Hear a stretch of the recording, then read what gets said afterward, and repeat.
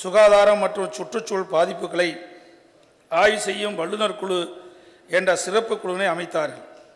இந்த வல்லுநர் குழு ஒருமுறை பயன்படுத்தி தூக்கி எறியக்கூடிய மக்காத பிளாஸ்டிக் பொருட்களான பிளாஸ்டிக் தாள்கள், பிளாஸ்டிக் தட்டுகள், பிளாஸ்டிக் உலைகள் போன்ற பொருட்களை தடை செய்யவும், பாரம்பரியமாக பயன்படுத்தப்படும் வாழை இலைகள், பாக்கு மட்டை தட்டுகள், தாமரை இலைகள் போன்றவற்றின் பயன்பாட்டினை ஊக்குவிக்கவும் ஆலோசனை வழங்கியது.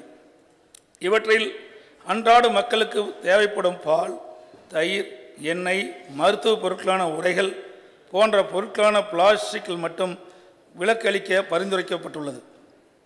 ஒரு முறை பயன்படுத்தி தூக்கி எறியப்படும் பிளாஸ்டிக் பொருட்கள் நிலங்களில் தேங்கிவிடும் போது நீர்நிலைகளை நோக்கி செல்லும் நீரின் போக்கு மாறி நீர் தேங்கிவிடும் நிலை உருவாகிறது.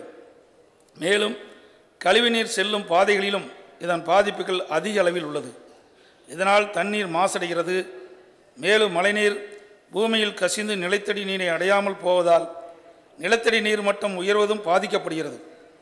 இவை எல்லாவற்றுக்கும் மேலாக தேங்கியிருக்கும் பிளாஸ்டிக் கழிவுகளில் மழைநீர் தேங்கும் போது கொசு உற்பத்தியாகி அதன் மூலம் மலேரியா, டெங்கு போன்ற நோய்கள் பரவுகின்றன.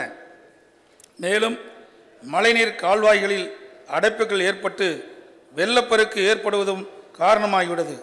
மண் வளம் பாதிக்கப்படுகிறது.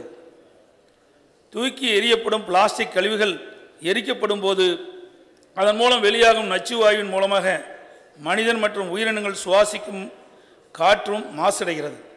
உணவுப் பொருட்களுடன் தூக்கி எறியப்படும் பிளாஸ்டிக் கழிவுகளை ஆடு, மாடுகள் உள்ளிட்ட கால்நடைகள் பிற உணவுடன் சேர்ந்து உண்ணும் நிலை ஏற்படுவதனால் கால்நடைகள் மற்றும் வனவிலங்குகளின் உயிரிழப்புக்கும் பிளாஸ்டிக் பொருட்கள் காரணமாகிவிடுகிறது. மேலும் பிளாஸ்டிக் பொருட்கள் பல ஆண்டுகள் ஆனாலும் மக்காத தன்மை உடையதால் அவற்றை அழிப்பதோ ஒழிப்பதோ இயலாத காரியம்.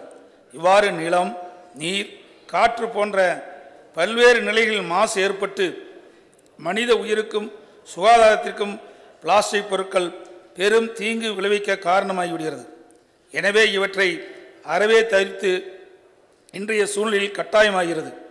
மேற்படி பாதிப்புகளை கருத்தில் கொண்டும் இந்த தீங்கினை நம் எதிர்கால சந்ததியினருக்கு நாம் விட்டு செல்லக்கூடாது என்ற உயரிய நோக்கத்திலும் தமிழ்நாட்டில் 2019ஆம் ஆண்டு ஜனவரி 1 முதல் பால், தயிர், எண்ணெய், மருத்துவ பொருட்களான உரைகள் தவிர தடிமண் வேறுபாடின்றி இதர மக்காத பிளாஸ்டிக் பொருட்களான பிளாஸ்டிக் தாள்கள், பிளாஸ்டிக் தட்டுகள், பிளாஸ்டிக் தேநீர், தண்ணீர் குவளைகள், தண்ணீர் பாக்கெட்டுகள், பிளாஸ்டிக் உறிஞ்சு குழல் மற்றும் பிளாஸ்டிக் கைப்பைகள், பிளாஸ்டிக் கொடிகள் உள்ளிட்ட பொருட்களை தயாரித்தல், விற்பனை செய்தல், சேமித்து வைத்தல் மற்றும் பயன்படுத்துதல் ஆகியவற்றை சுற்றுச்சூழல் பாதுகாப்பு சட்டம் 1986 கீழ் தடை செய்ய மாண்பு அம்மாவின் அரசு முடிவு செய்து